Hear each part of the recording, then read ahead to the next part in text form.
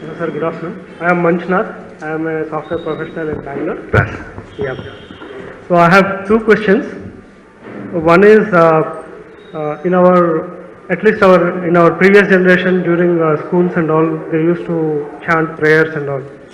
And now I'm afraid even if we take some kavyams or any other studies in school regular curriculum, they might say it is Hinduism or something like that.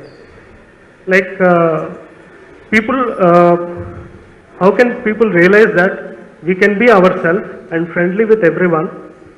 So being a Hindu is not a communal, but we can be ourselves and friendly with everyone. That's how our nation can be. So how to convince people? Okay, so let me repeat.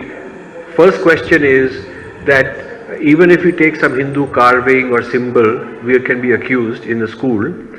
You know, you have to fight it. You have to take it to court. You cannot ban somebody wearing a turban. You cannot ban somebody wearing a hijab. You cannot do that. You cannot ban somebody wearing a cross.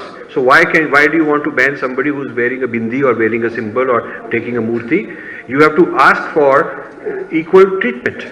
That is up to you to fight it in courts if you feel that that is going on. Yeah, in Telangana there was a school when a girl on a festival day when she has come with bindi and flowers, she was punished. So then they have to take it to court. It should be, rather than getting emotional, you take it to court and say this violates that law of freedom of expression and freedom of religion. You have to take it to court.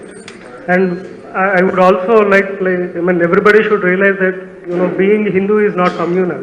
Yes. You can be still Correct. secular. Correct. And my second question is tiger symbolizes India's national animal. What symbolizes? Tiger. Tiger symbolizes India's national animal. Peacock symbolizes India's national bird. And the 4 lions in Ashoka pillar symbolize India's national emblem. But we don't have a national language. Many of us believe that Hindi is a national language, but it is one of the official languages. So how can we get to a situation like making Sanskrit as a national language so that everybody learns and thereby realizes, it symbolizes India. It's part and parcel of the culture. So how can Sanskrit be made into a national language? Yes. I think this is something the Sanskrit Bharati people are already working on, already trying, and we should support them. Let different projects be led by different people.